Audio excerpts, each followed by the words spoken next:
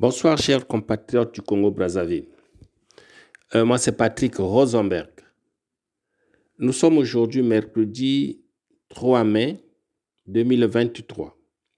Mes chers compatriotes, au Congo-Brazzaville, il faut que la vérité éclate sur les vrais motifs du génocide et des crimes Mboshi contre les frères Bakongo dans le Poul.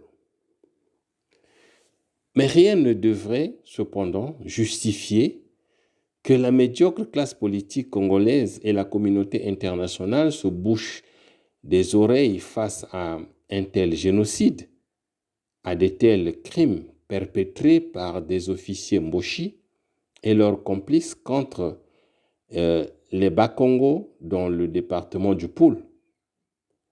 Une certaine décence humaine n'admet pas que l'on fasse semblant de n'avoir rien entendu de cette extermination des Bakongo au cœur de laquelle s'est joué le destin des milliers de vies humaines dans le Poul.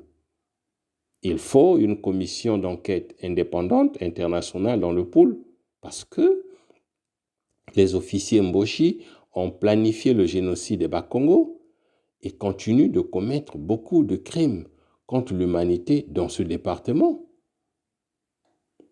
Car le médiocre général Mboshi Jean-Dominique Okemba, ce troubadour, l'avait reconnu en déclarant ce qui suit. Les Mboshi ont tué les Bakongo dans le Poul et le ciel n'est pas tombé. Mais ne t'en fais pas, Dominique Okemba. Le ciel tombera un jour. Pourtant, pour autant que Sassou Nguesso et ses militaires Mboshi ne se reprochent rien, ils gagneraient à éclairer toutes les ondes d'ombre de leur génocide et de leurs crimes contre l'humanité dans le département du Poul. Et la démarche la plus appropriée pour y arriver serait donc l'ouverture d'une enquête internationale indépendante, car confier une telle affaire à des médiocres officiers et juristes Mboshi serait la meilleure manière de l'enterrer. Voilà. Cependant, derrière cette unité nationale et cette paix de façade se cache un tas de tribalisme Mboshi à l'égard des ressortissants du sud de notre pays. Comme conséquence de ce tribalisme Mboshi et de leurs crimes dans le département du Poul, les discours des Mboshi de paix, de réconciliation et d'unité nationale auront bien de peine à tenir debout dans l'esprit des Bakongo et dans le département du Poul.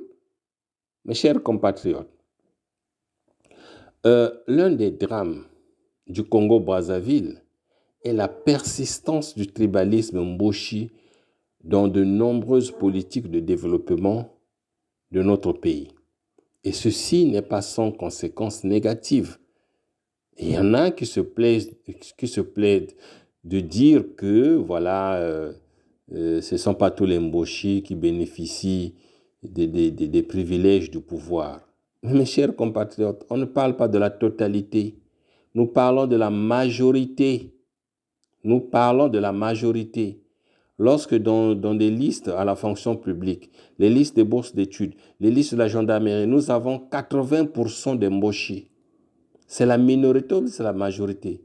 Ne confondez pas totalité et majorité. Nous parlons de la majorité des Mboshi qui piétinent les autres. Et ça doit être clair dans vos têtes. C'est bon? Alors, les crimes Mboshi contre les Bakongo prennent souvent naissance à partir de la manipulation des ethnies du nord de notre pays. Par, bien sûr, les médiocres cadres Mboshi sans état d'âme. Ces crimes montrent qu'au Congo, le tribalisme Mboshi fait partie de ces nombreux maux qui minent le pays dans sa longue marche vers l'unité nationale, la démocratie et le développement. Tout le monde s'accorde à reconnaître qu'au Congo-Brazzaville, les tribus entre elles n'ont vraiment pas de mal à vivre ensemble. Cependant, l'éradication de la mentalité tribale Mboshi dans les politiques et initiatives gouvernementales permettra certainement au Congo-Brazzaville de se développer de façon équilibrée, car je n'ai jamais vu un âne réfléchir comme des voleurs médiocres et criminels cadres de l'axe du mal, des cadres d'Oyo, des Dou, d'Obuya, de Lombo, de Chikapika, de Bundi. Je n'ai jamais vu un âne réfléchir comme eux. Mais j'ai déjà vu des cadres Mboshi réfléchir comme des ânes, comme des crocodiles.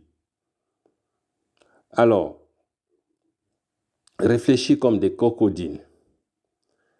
Chers compatriotes, notre pays, le Congo-Brazzaville, est pris en otage par des politiciens véreux sans état d'âme du Parti congolais du travail et par des faux opposants politiques tels que Pascal Tchatima Biala, Mathias Nzon, Claudine Mounari, Clément Miarassa, Frédéric Binsamou, Jean Itadi et bien d'autres médiocres.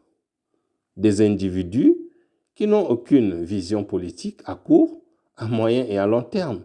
Des gens qui apostasient le rôle d'homme politique, le vidant de tout sens et contenu pour des raisons de pauvreté intellectuelle.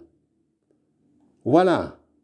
Alors, mes chers compatriotes, des médiocres hommes politiques qui rament à contre-courant des attentes du peuple congolais, les hommes politiques congolais, des médiocres.